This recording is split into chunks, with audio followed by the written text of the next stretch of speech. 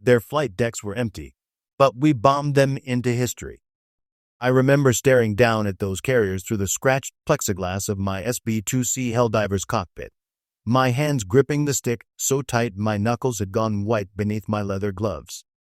4 Japanese flat tops spread out below us like gray daggers cutting through the blue-black waters off Cape Engaño, their decks barren as cemetery plots. Not a single aircraft in sight. For a moment, the irony wasn't lost on me. Here we were, about to deliver the killing blow to what remained of Japan's once mighty carrier force, and they couldn't even put up a fight. Lieutenant Commander Jack Morrison's voice crackled through my headset, steady as always despite what we all knew we were witnessing. "All right, boys, you're looking at the end of an era down there. Those are the last operational carriers in the Imperial Japanese Navy, and after today, they won't be operational anymore." His Helldiver banked slightly to the left, and I could see him clearly in my peripheral vision, leading our squadron in the opening act of what would become naval aviation's final judgment on Japan's carrier dreams.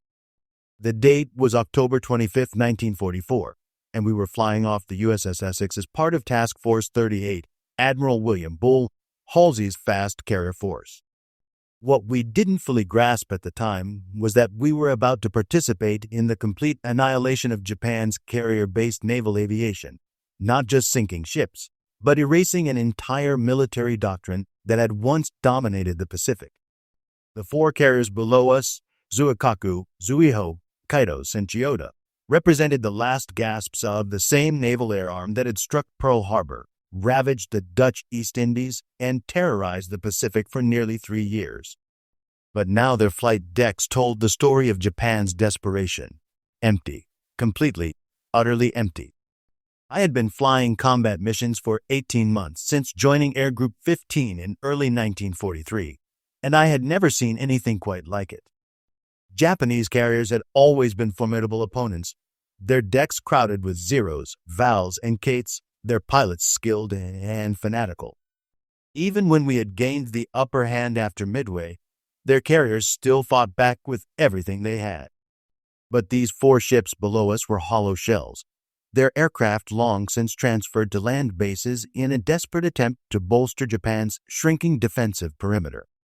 The intelligence briefing that morning had been sobering. Captain Williams, our air group commander, had stood before a packed ready room and laid out the situation with characteristic bluntness. "Gentlemen, what you're about to attack isn't really a fighting force anymore. It's a decoy.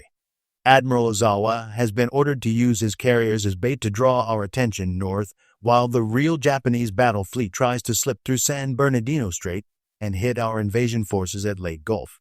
He had paused, letting that sink in before continuing. "But here's the thing, even though they're decoys, they're still carriers. They still represent everything that's left of Japanese naval aviation. And our job is to make sure that when this day is over, there won't be anything left to represent." The captain's words echoed in my mind as I adjusted my dive angle, watching the range close between my Helldiver and the lead carrier, Zuikaku, the last surviving veteran of Pearl Harbor.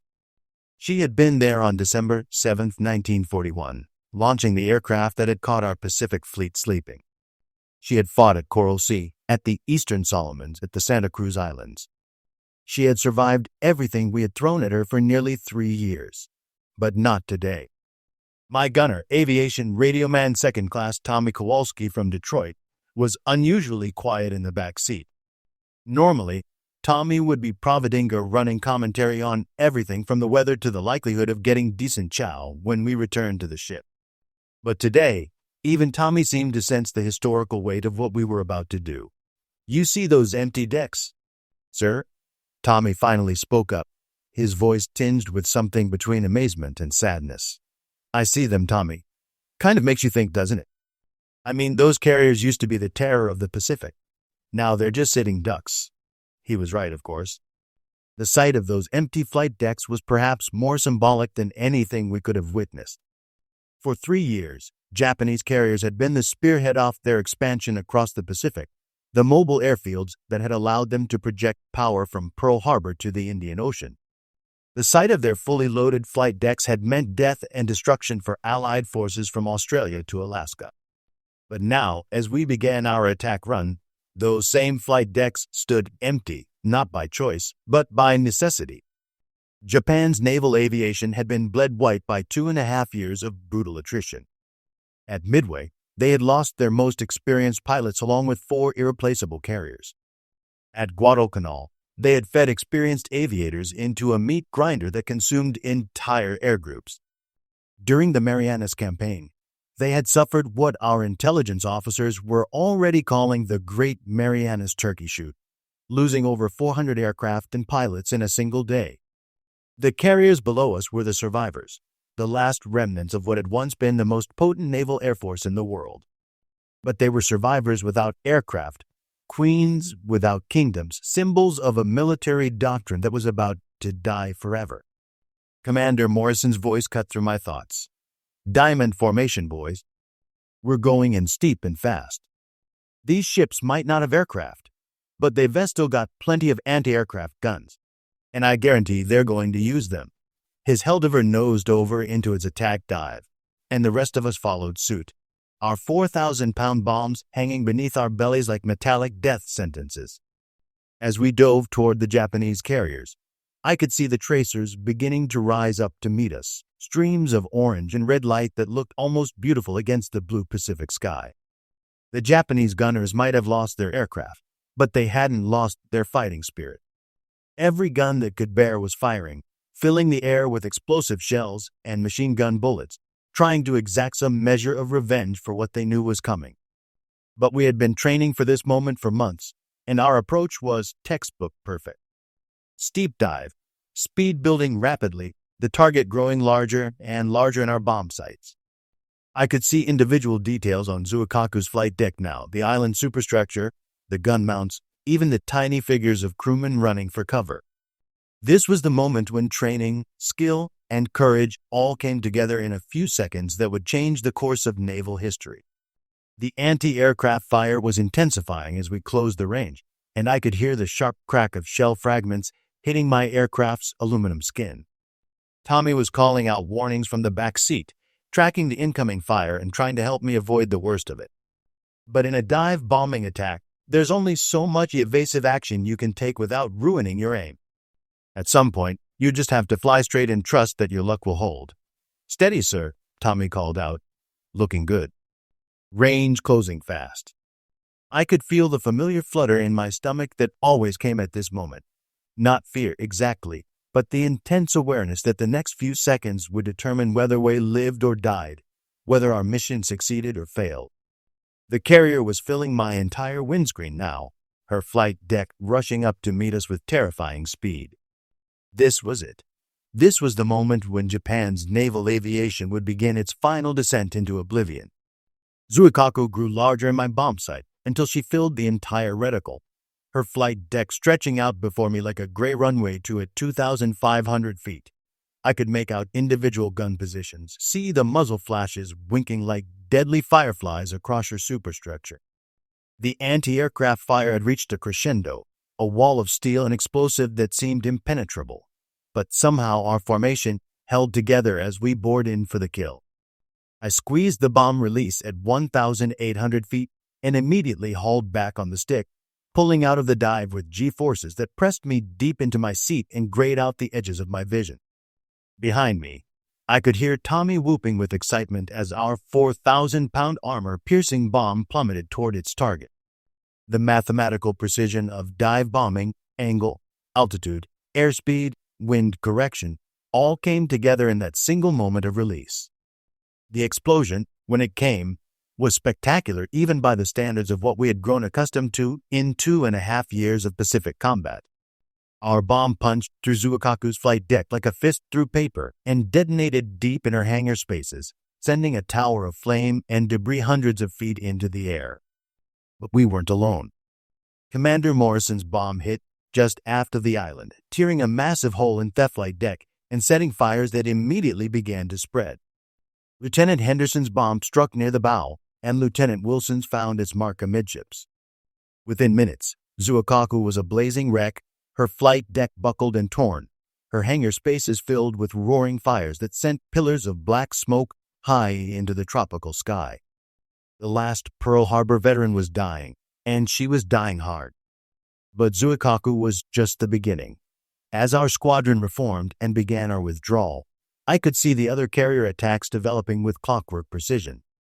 The Enterprise Air Group was hitting Zuiho, their Helldivers screaming down through the anti-aircraft fire with the same deadly efficiency we had just demonstrated. The Lexington squadrons were working over Kaitos, while aircraft from the Franklin were concentrating on Chiyoda. What we were witnessing was the destruction of not just 4 ships, but the complete annihilation of a naval doctrine that had shaped the Pacific War from its very beginning. These carriers represented the evolutionary pinnacle of Japanese naval thinking, fast, long-ranged, capable of projecting air power across thousands of miles of ocean. They had been the instruments of Japan's early victories, the mobile airfields that had made possible the conquest of the Dutch East Indies, the invasion of the Philippines, the attack on Pearl Harbor itself. But now they were revealed for what they had become: empty shells, hollow symbols of a military strategy that had been bled to death by attrition. The aircraft that should have crowded their flight decks were scattered across a dozen land bases, their pilots either dead or so inexperienced that they posed little threat to our vastly superior numbers and training. What we were bombing wasn't really a fighting force anymore. It was a ghost, the specter of Japan's former naval might. As we climbed away from the target area, I could see the results of our attack spreading across all 4 carriers like a plague of fire and destruction. Zuikaku was already listing heavily to port, her flight deck a twisted ruin of buckled steel and roaring flames. Massive secondary explosions were tearing through her hull as aviation gasoline and munitions cooked off in the heat. She would be gone within hours. I realized, the last survivor of the Pearl Harbor attack force, finally paying the price for that December morning nearly 3 years ago. Zuiho wasn't faring any better. The Enterprise Air Group had worked her over with characteristic thoroughness, landing at least 6 direct hits that had turned her into a floating inferno. Her small size, she had been converted from a submarine tender before the war, made her particularly vulnerable to our heavy bombs, and I could see that her back was already broken, her hull sagging amidships as she began her final plunge. Tommy's voice crackled over the intercom, tinged with awe at the destruction we had unleashed. "Sir, look at them burn. I don't think I've ever seen anything like it." He was right. Even by the standards of carrier warfare in the Pacific, this was unprecedented destruction. We had attacked isolated carriers before, damaged carriers, even sunk carriers. But we had never before caught an entire carrier force so completely helpless, so utterly unable to defend itself. It was like shooting fish in a barrel, except that these particular fish had once been the most dangerous predators in the Pacific Ocean. The historical irony wasn't lost on any of us. These carriers had pioneered the very tactics we were now using to destroy them. Japanese naval aviators had perfected the art of coordinated carrier strikes, the massed formations of dive bombers, torpedo planes, and fighters that could overwhelm enemy defenses through sheer concentration of force. They had used these tactics to devastating effect at Pearl Harbor, in the Indian Ocean, and throughout the early months of the Pacific War. But now the students had become the masters. American naval aviation had learned the lessons that Japanese carriers had taught us, often at tremendous cost. We had absorbed the tactical innovations, improved upon them, and combined them with our superior industrial capacity to create an air armada that dwarfed anything Japan could put into the sky. The 4 carriers burning below us represented not just the end of Japanese naval aviation, but the triumph of American industrial and military adaptation. Commander Morrison's voice cut through my historical musings. "All aircraft, this is Diamond Leader. Excellent work, gentlemen. Let's head for home and let someone else finish the job." His Helldiver banked toward the southeast, leading our formation away from the carnage we had helped create. But even as we departed the scene, I could see that the someone else was already arriving. Wave after wave of American carrier aircraft were approaching from the south. Hellcats, Avengers, more Helldivers, all converging on the dying Japanese carriers like vultures drawn to carrion. Task Force 38 was not going to let these ships escape. Every available aircraft was being thrown into the attack, ensuring that when the sun set on October 25, 1944, there would be no Japanese carriers left afloat in the Pacific. The sight of so many American aircraft, hundreds of them, filling the sky as far as the eye could see, brought home the magnitude of what had changed in the Pacific War. 3 years ago, we had been lucky to get a dozen aircraft into the air for a carrier strike. Now we were launching coordinated attacks involving hundreds of planes with perfect timing and devastating effectiveness. The industrial might of America had finally reached full stride, and Japan was reaping the whirlwind. As we flew back toward Task Force 38, I found myself thinking about the Japanese pilots who had once flown from those burning carriers. Many of them were dead now, shot down over Guadalcanal or the Marianas or any of a dozen other battlefields. Others had been transferred to land-based units where they were fighting a hopeless defensive battle against overwhelming odds. A few might still be alive, sitting in ready rooms on Japanese airfields, waiting for aircraft that would never come, for missions that could never be flown. They had been good pilots, many of them. In the early days of the war, they had been among the best in the world, experienced, well-trained, flying excellent aircraft with deadly effectiveness. But wars of attrition consumed the best along with the worst, and Japan's pilot training program had never been able to replace the skilled aviators they lost in the crucible of Pacific combat. The empty flight decks we had just bombed told that story more eloquently than any intelligence report. These carriers had no aircraft because Japan had no pilots left to fly them, and no pilots because Japan had no training program capable of producing them in the numbers required for modern naval warfare. The industrial democracy that Japan had attacked at Pearl Harbor had proven more resilient, more adaptable, and ultimately more deadly than the military autocracy that had launched that attack. The flight back to Task Force 38 gave me time to process what we had just accomplished, and the magnitude of it was staggering. By any measure, we had just participated in one of the most decisive naval engagements in history, not because of the strategic importance of the ships we had sunk, but because of what those ships represented. The destruction of Admiral Ozawa's carrier force at Cape Engaño marked the end of Japanese naval aviation as an effective fighting force. Our strike had been followed by wave after wave of attacks from every available carrier in Task Force 38. Admiral Halsey, whatever his faults as a strategist, understood the symbolic importance of completely destroying the Japanese carrier force. No effort was spared, no aircraft held in reserve. By the time the final attacks were completed late that afternoon, all 4 Japanese carriers were either sunk or sinking, their empty flight decks disappearing beneath the Pacific swells that had once carried them to victory. But the numbers told an even more devastating story than the simple loss of 4 ships. Our intelligence estimates suggested that Japan had lost over 400 aircraft in the broader Battle of Leyte Gulf, not just the non-existent aircraft from the carriers we had just sunk, but the land-based planes that had been thrown away in futile attacks against our overwhelming forces. 400 aircraft represented more than just material losses. They represented the complete collapse of Japan's ability to conduct offensive naval operations. To put that number in perspective, 400 aircraft was more than Japan had committed to the Pearl Harbor attack. It was more than they had lost at Midway, more than they had sacrificed at Guadalcanal, more than had been shot down during the Great Marianas Turkey Shoot.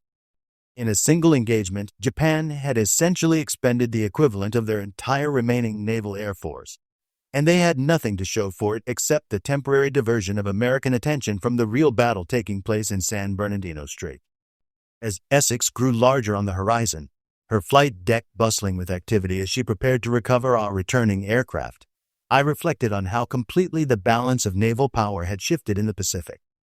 3 years ago, the sight of a Japanese carrier force would have sent our own carriers fleeing for the safety of distant bases. Now, we hunted Japanese carriers like wolves hunting wounded deer, confident in our overwhelming superiority in numbers, training, and equipment. The transformation hadn't happened overnight. It had been bought with blood and sacrifice, with the lives of pilots who had died learning how to fight a new kind of war. At Coral Sea, we had fought the Japanese to a draw, but only at tremendous cost. At Midway, we had won a decisive victory, but it had been a near thing, decided as much by luck as by skill. In the grinding campaigns that followed Guadalcanal, the Central Pacific Offensive, the Marianas, We had slowly but inexorably gained the upper hand through superior resources, better training, and hard-won experience. But the real key to our success had been industrial. American shipyards had launched more aircraft carriers in 1943 alone than Japan had built in her entire history. American factories had produced more aircraft in a single year than Japan could manufacture in 5. American training programs had graduated more pilots in 6 months than Japan could train in 2 years. The arsenal of democracy had reached full production, and no military force on Earth could stand against it. Tommy's voice interrupted my thoughts as we approached the carrier traffic pattern. "Sir, look at all those planes." I counted at least 40 birds in the pattern, all coming back from the strike. He was right. The sky around Task Force 38 was filled with returning aircraft, Hellcats, Helldivers, Avengers, all converging on their respective carriers in carefully orchestrated sequences that spoke to the maturity of American naval aviation. This wasn't the desperate improvisation of the early war years. This was precision military machinery operating at peak efficiency. As we waited our turn to land, I could see other squadrons from other carriers already aboard their ships, their pilots undoubtedly briefing the same kind of one-sided slaughter we had just witnessed. The radio chatter was filled with reports of successful attacks, of Japanese ships sinking, of mission accomplished. But underneath the professional satisfaction, I could hear something else, and a recognition that we had just witnessed something historically significant. "Diamond 7, this is Essex Base." The landing signal officer's voice crackled over the radio. "You're cleared for approach. Bring her aboard." The landing was routine, just another trap in a war that had already seen thousands of them. But as my tailhook caught the arresting wire and jerked my Helldiver to a halt on Essex flight deck, I realized that this particular landing was different.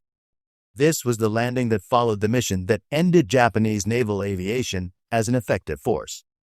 When I climbed out of my cockpit and pulled off my flight helmet, I was stepping onto the deck of a ship that had participated in the complete elimination of an entire military doctrine. The debriefing in the ready room was surprisingly subdued. Commander Morrison stood before a detailed chart of the engagement area, methodically recording each hit, each near miss, each observation of battle damage. The intelligence officers scribbled notes, calculating the extent of Japanese losses, estimating the strategic impact of what we had accomplished. But there was none of the wild celebration that had followed earlier victories. Perhaps we all sensed that we had just participated in something that was less a battle than an execution. "Gentlemen," Commander Morrison began, his voice carrying the weight of what we had all witnessed, "what you accomplished today was more than just the sinking of 4 enemy ships. You participated in the complete destruction of Japanese naval aviation as an offensive force. Those carriers represented the last operational elements of the air arm that attacked Pearl Harbor, that conquered the Dutch East Indies, that dominated the Pacific for the first year of this war." He paused, letting his words sink in before continuing. "The intelligence estimates are still being compiled, but it appears that Japan has lost over 400 aircraft in the broader Leyte operations, land-based planes as well as the theoretical aircraft capacity of the carriers we sank today. That represents essentially their entire remaining naval air force. After today, Japan will be incapable of conducting major offensive operations at sea." The room was silent as we absorbed the implications of what the commander was telling us. 400 aircraft represented not just machines, but pilots, training programs, maintenance crews, fuel supplies, spare parts, and entire military infrastructure that Japan could no longer afford to replace. We had not just won a battle. We had eliminated Japan's ability to fight a certain kind of war entirely. Captain Williams entered the ready room as Commander Morrison concluded his briefing, and his presence brought us all to attention. The captain's face was grave, but I could see satisfaction in his eyes as he surveyed the assembled pilots. "At ease, gentlemen," he said quietly. "I've just come from a conference with Admiral Mitcher, and I wanted to share the preliminary results of today's operations with you personally." He moved to the chart, pointing to the positions where the Japanese carriers had been marked earlier that morning. "All 4 enemy carriers are confirmed sunk. Zuikaku went down at 14:30, Zuiho at 1500, Kaitos at 15:37, and Chiyoda at 1650. There were no survivors from any of these ships. No survivors. The finality of those words struck me with unexpected force. These hadn't been just ships we had sunk, but floating cities, each home to over 1,000 men who had awakened that morning expecting to see another sunset. The fact that they had been sailing on a suicide mission, that their commanders had essentially written them off as expendable decoys, made their fate even more tragic. But war has its own logic, and there was no denying the strategic importance of what we had accomplished. With the destruction of these 4 carriers, Japan's ability to project naval air power had been effectively eliminated. They might still have individual ships scattered across the Pacific, but they no longer possessed the concentrated carrier forces necessary for major offensive operations. The Pacific War had entered its final phase, and Japan would now be fighting entirely on the defensive. The days following the battle off Cape Engaño brought a stream of intelligence reports that confirmed what we had suspected during the engagement itself. We had witnessed the effective end of Japanese naval aviation as a coherent fighting force. The numbers were staggering in their completeness. 4 fleet carriers sunk with all hands. Over 400 aircraft lost across all phases of the Leyte operations. An entire generation of naval aviators eliminated in a single campaign. But perhaps the most telling statistic was one that wouldn't become clear until after the war. Japan would never again launch a major carrier-based offensive operation. The empty flight decks we had bombed on October 25th represented just a temporary shortage of aircraft, but the permanent collapse of Japan's ability to conduct the kind of mobile naval warfare that had characterized the early years of the Pacific conflict. I found myself thinking about this as I stood on Essex's flight deck 3 days after the battle, watching our own aircraft launch for routine patrol missions. The contrast couldn't have been more stark. Our flight deck was crowded with aircraft, Hellcats, Helldivers, Avengers, all maintained in perfect condition, all manned by well-trained pilots, all supported by a logistics system that could keep them flying indefinitely. This was what American industrial might look like when fully mobilized. Not just ships and aircraft, but an entire system of production, training, and support that had grown beyond anything our enemies could match. The Japanese carriers we had sunk had possessed none of these advantages. Their empty decks hadn't been a tactical choice, but a confession of weakness. They had no aircraft because they had no fuel to train pilots. They had no pilots because they had no training system capable of replacing losses. They had no training system because they lacked the industrial base to support one. The spiral had been relentlessly downward, each loss making the next one more inevitable. Tommy found me at the rail, staring out at the endless expanse of the Pacific. He had been unusually quiet since the battle, and I suspected that the sight of those empty carrier decks had affected him more deeply than he cared to admit. "Penny for your thoughts." "Sir," he said, joining me at the rail. "Just thinking about those Japanese carriers," I replied. "About how empty they were." Tommy nodded slowly. "Yeah, that got to me too. I mean, we've been fighting these guys for 3 years, and they've always been dangerous. Always had good planes, good pilots, always put up of a fight. But seeing those empty decks," he trailed off, searching for words. "Made you realize the war was really over," I finished for him. "Exactly. I mean, sure, they'll keep fighting. They'll throw everything they have left at us. But they don't have carriers anymore, not really. And without carriers, how are they going to fight us in the Pacific?" It was a good question, and one that our strategic planners were already grappling with. The destruction of Japan's carrier force meant that the remainder of the Pacific War would be fought entirely differently. Instead of the mobile carrier battles that had characterized the conflict since Pearl Harbor, we would now be facing a series of increasingly desperate defensive actions as Japan fell back on her inner defensive perimeter. The intelligence reports that filtered down to squadron level over the following weeks painted a picture of an enemy military machine in accelerating collapse. Japan's remaining aircraft were being concentrated at land bases, where they would be used for kamikaze attacks against our invasion fleets.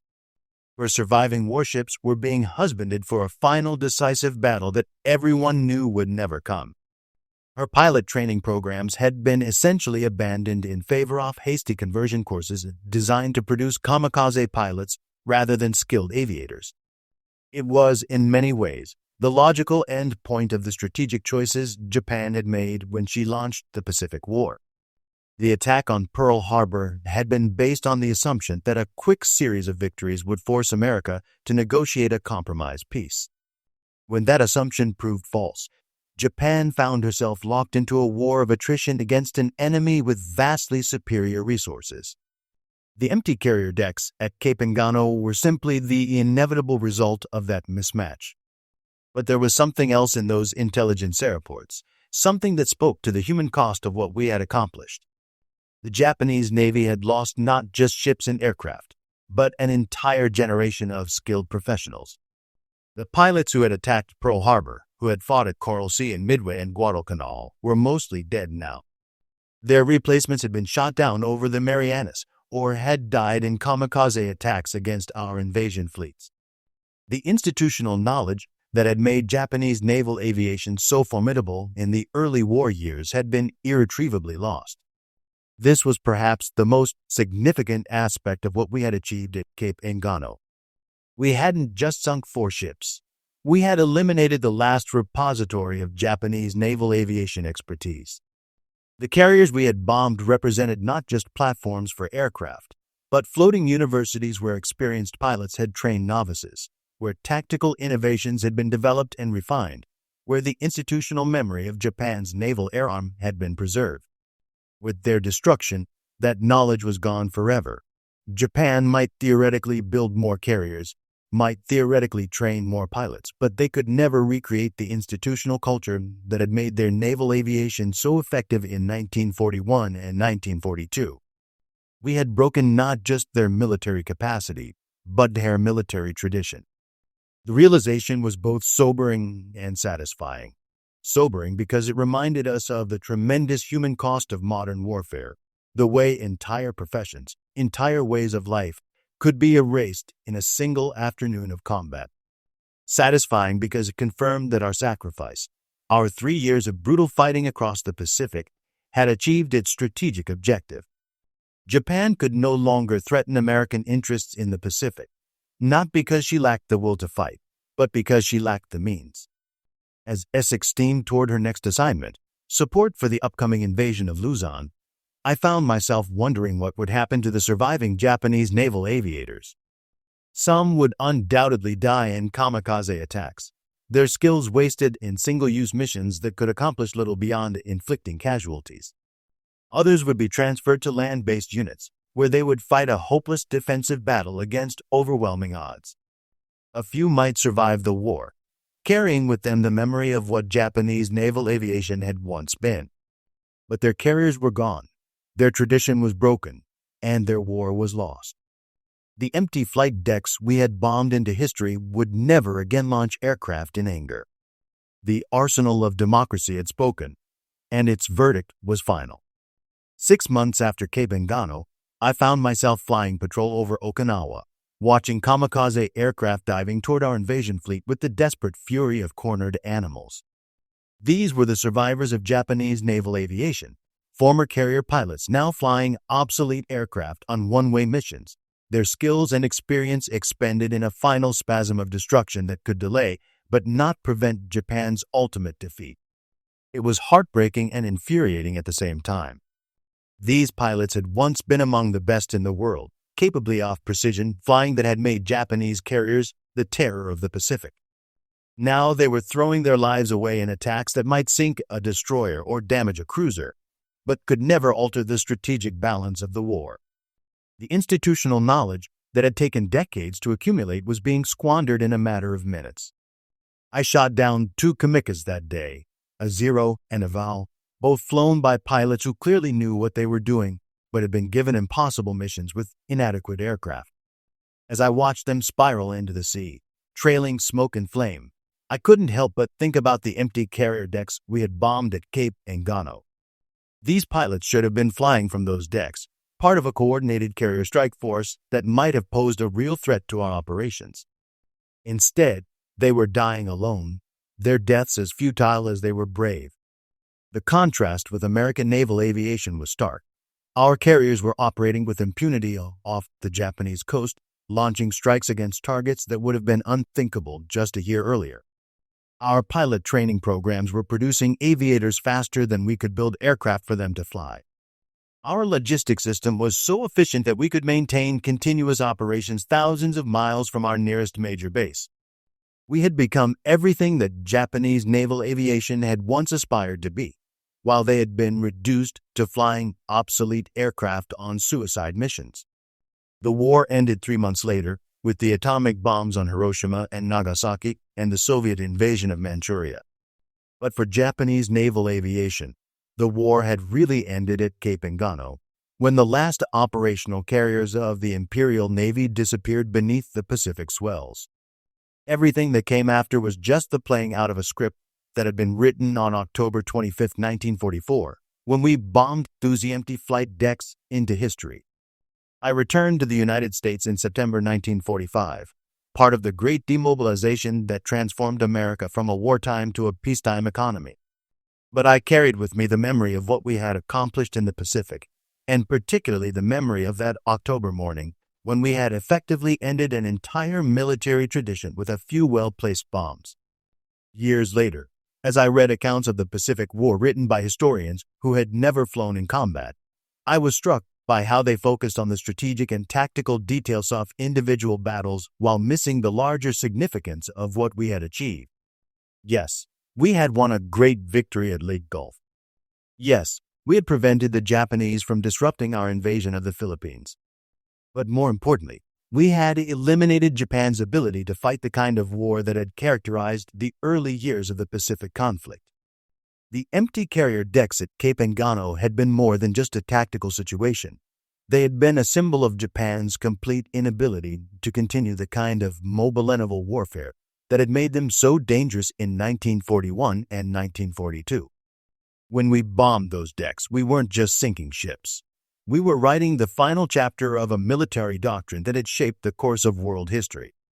Today, as I write these words 50 years after that October morning, the significance of what we accomplished becomes even clearer.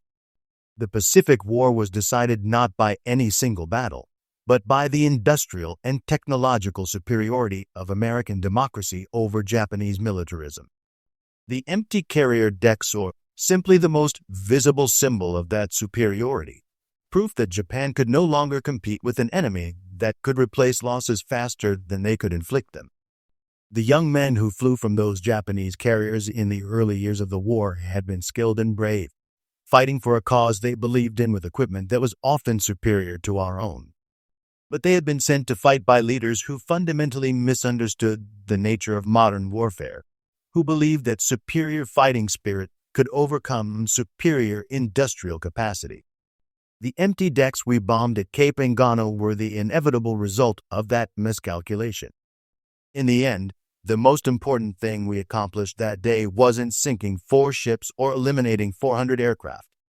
It was proving that free societies, for all their apparent weaknesses and inefficiencies, possessed a resilience and adaptability that authoritarian regimes could never match. Japan had struck first and struck hard, but America had struck back harder and kept striking until there was nothing left to strike at. The empty flight decks told that story better than any history book ever could. They were evidence of a military tradition that had consumed itself in pursuit of an impossible victory, leaving nothing behind but the memory of what might have been. We bombed them into history, and history has judged their cause wanting.